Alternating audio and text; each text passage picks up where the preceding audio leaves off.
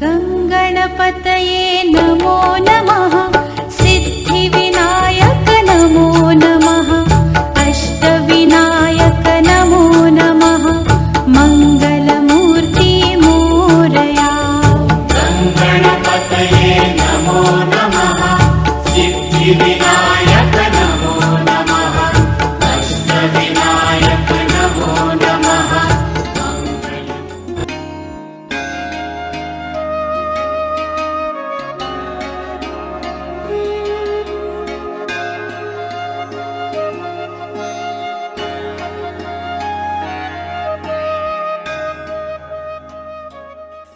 ओम शांति। आप सभी का हमारे अवर ड्रीम चैनल में बहुत बहुत स्वागत है। साथ ही साथ गणेश चतुर्थी की भी बहुत बहुत बधाई हो।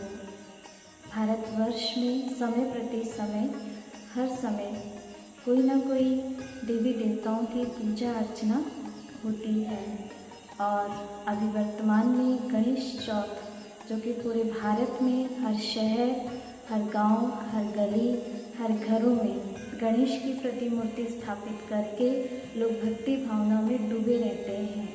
लेकिन गणेश जी जो कि अपने आप में एक गणमान्य विशेषताओं से भरपूर हैं, तो केवल उनकी गणेश चतुर्थी मनाना ही नहीं, लेकिन उनके प्रत्येक अंग को समझना भी बहुत ज़रूरी है।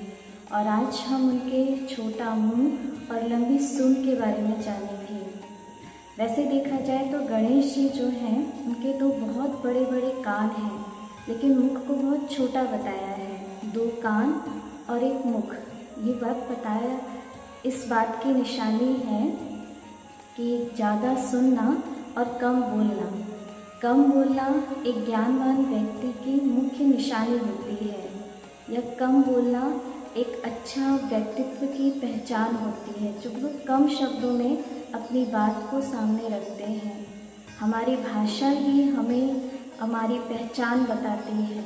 जितना कम बोलते हैं उतना अधिक हमारी भाषा की, हमारे शब्दों का प्रभाव सामने वाले पर दिखाई देता है। और कभी भी हमें अपने बोल में, अपने शब्दों में किसी के प्रति कोई भी नकारात्मक भाषा का उपयोग नहीं करना चाहिए, क्योंकि हमारे बोल अन्य आत्माओं के लिए वरदान भी सिद्ध हो जाते हैं और अभिशाप भी बन जाता है। अगर हम किसी के लिए कोई नकारात्मक बोल निकालते हैं तो वो उसके लिए अभिशाप बन जाता है। इसलिए इस बात का विशेष ध्यान देना चाहिए कि हमें ऐसे बोल निकालें जो बोल वरदानी बन जाएं और उनके जीवन में जितनी भी समस्याएं हैं वो दूर हो जाए।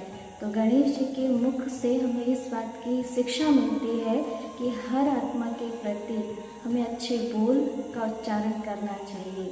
फिर जो उनकी लंबी सी सूंड है वो इस बात की शिक्षा देता है कि जो सूंड होता है उससे मजबूत से मजबूत जो वृक्ष है उसको भी उखाड़कर फेंका जा सकता है, और एक छोटा बच्चा उसको उठाकर अपने पीठ पर बिठा लेते हैं, या फिर अपने सूंड में पानी भरकर शिव जी पर जल अर्पित कर लेते हैं। तो जो सूंड है वो शक्तिशाली और मजबूत होती है।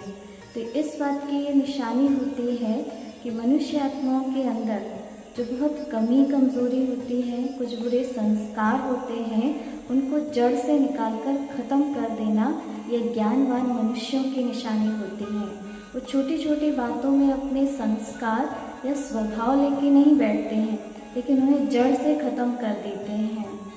फिर दूसरी जो बताई कि छोटे बच्चे को उठाकर पीठ पे बिठाना, ये स्नेह की निशानी, कि किस प्रकार से सूंड जो फ्लेक्सिबल होता है, मतलब मोड़ जाता है, तो ये रियल गोल्ड की निशानी होती है कि रियल गोल्ड हमेशा मोल्ड हो जाता है, उसके अंदर एडजस्ट करने की शक्ति होती है। हम परिवार में रहते हैं, समाज में रहते हैं, और उस परिवार समाज में रहते हुए एक शक्ति हमारे अंदर ज़रूर होनी चाहिए, और वो है एडजस्ट करने की।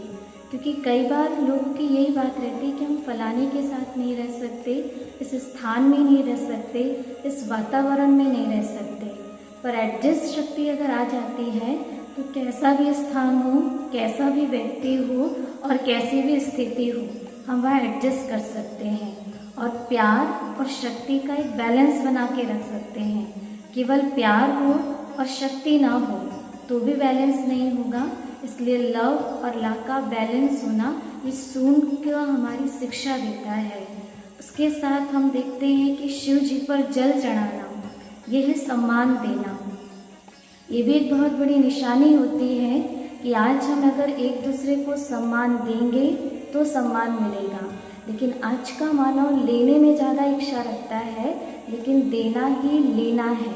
जितना हम दूसरों को सम्मान देंगे उतना हमको सम्मान मिलेगा। अगर हम सबसे अपेक्षाएं रखना शुरू कर देंगे तो अपेक्षाएं बढ़ती जाएंगी, इच्छाएं भी बढ़ती जाएंगी और इच्छा कभी भी अच्छा बनने नहीं देती। इसलिए इच्छाओं को, अपेक्षाओं को ख़त्म कर कर हम सभी को सम्मान देना शुरू कर दें। और जब ये सारी विशेषताएं जो गणेश जी के अंगों से संबंधित हैं वो हमारे अंदर आने लगती है, तो जिस प्रकार से सभी देवताओं में प्रथम पूज्य गणेश जी को माना जाता है, इस तरह से हम भी अपने समाज में, अपने परिवार में एक विशेष स्थान प्राप्त कर सकेंगे।